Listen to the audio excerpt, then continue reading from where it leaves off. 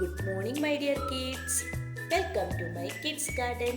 എൻ്റെ എല്ലാ കുഞ്ഞു കൂട്ടുകാർക്കും സുഖമാണെന്ന് വിശ്വസിക്കുന്നു.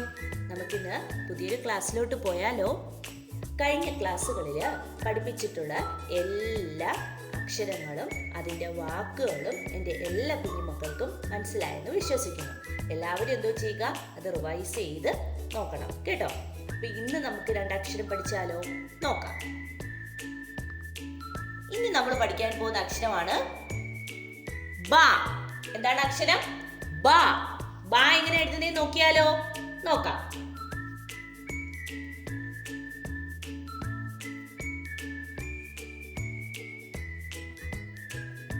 ബ. ബ എന്ന് പറയുന്ന അക്ഷരം ഏതൊക്കെ അക്ഷരങ്ങൾ കൂടി ചേരുന്നയാ? ഞ പ്ലസ് പ ബായായി മാറുന്നു. എന്താണ്? ഞ പ്ലസ് പ. ഞ പ്ലസ് പ എന്തോ ആയി മാറുന്നു? ബ. ബ എങ്ങനെയാ? ഞാൻ എഴുതിയിട്ട് എന്തോ എഴുതുന്നു? നമ്മൾ ഞായും പായും കൂടെ ചേരപ്പോഴല്ലേ ബായാവുന്നേ. അപ്പൊ ഞായും പായും കൂടെ അങ്ങ് എഴുതിയാൽ മതി. കണ്ടോ? ബായായി മാറി. ഓക്കെ, എന്തൊക്കെയാണ്? ഞ പ്ലസ് പ ബ. എങ്ങനെയാണ്? നമ്മൾ പാ എഴുതുന്ന കണക്ക് നീട്ടി കൊടുക്കണ്ട. മനസ്സിലായേ? എങ്ങനെയാ? ഞായും പായും കൂടെ ചേരപ്പം എന്തോ ആയി മാറുന്നു? ബായായി മാറുന്നു. ബാ വെച്ചിട്ടുള്ള വാക്ക് നിങ്ങൾക്ക് ഇഷ്ടമുള്ള പറഞ്ഞ കളിപ്പാട്ടം. പമ്പരം. കണ്ടോ? ബ. പമ്പരം ബ. കണ്ടോ? ഇനി നമുക്ക് ബാ വെച്ചിട്ടുള്ള വാക്കുകൾ നമുക്ക് ബാ വെച്ചിട്ടുള്ള വാക്കുകൾ കൂടുതൽ കൂടി നോക്കുമ്പോഴത്തേക്കും നിങ്ങൾക്ക് കൂടുതൽ ക്ലിയർ ആവും. നമുക്കപ്പം ഇമ്പ വെച്ചിട്ടുള്ള വാക്കുകൾ നോക്കാം. ഏതൊക്കെയാണ് നോക്കിക്കേ. തു ബി തുമ്പി.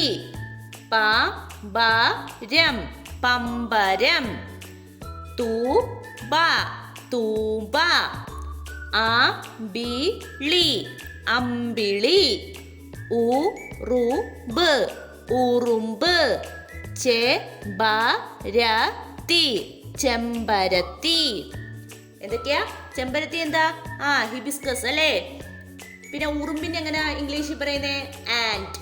എന്താണ്? ആൻഡ്. ഓക്കെ, എന്തൊക്കെയാ അപ്പം? തുമ്പി, പമ്പരം, തൂമ്പ, അമ്പിളി, ഉറുമ്പ്, ചെമ്പരത്തി. ഇതൊക്കെ ഏത് വാക്കിലാ? ഏതക്ഷരമാണ്? ഉമ്പ. എന്താണ്? ഉമ്പ. കണ്ടോ? തുമ്പി. കണ്ടോ? ഉമ്പ. ഓക്കെ, ക്ലിയർ ആണോ? ഓക്കെ,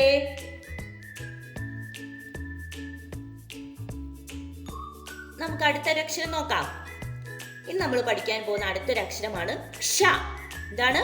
ക്ഷ. നിങ്ങൾ കണ്ടിട്ടില്ലേ ഈ പക്ഷി എന്നൊക്കെ എഴുതപ്പോ അതിനകത്ത് ക്ഷ വരുന്നത്? അതെങ്ങനെയാ എഴുതുന്നേ നോക്കിയാലോ?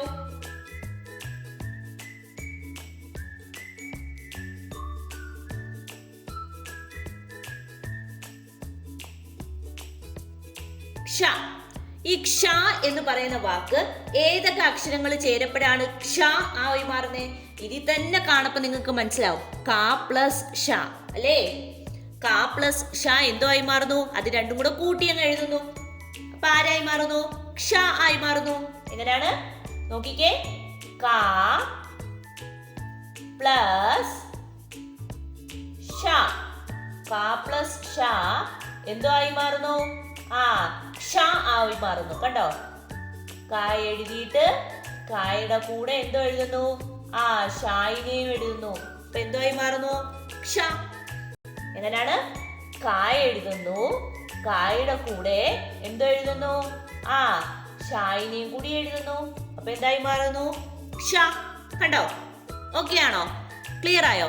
ഇനി നമുക്ക് ക്ഷ വെച്ചിട്ടുള്ള വാക്കുകൾ നോക്കിയാലോ? നോക്കാം. അപ്പൊ നമുക്ക് ഇക്ഷ വെച്ചിട്ടുള്ള വാക്കുകൾ നോക്കിയാലോ? എന്തൊക്കെയാണ്?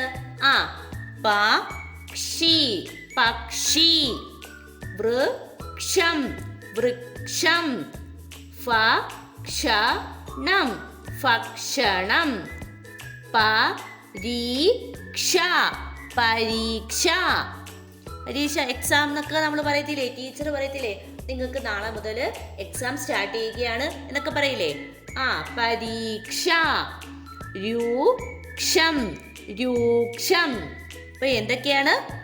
പക്ഷി, വൃക്ഷം, ഭക്ഷണം, പരീക്ഷ, രൂക്ഷം. ഇത്രയുമാണ് ക്ഷ വെച്ചിട്ടുള്ള വാക്കുകൾ.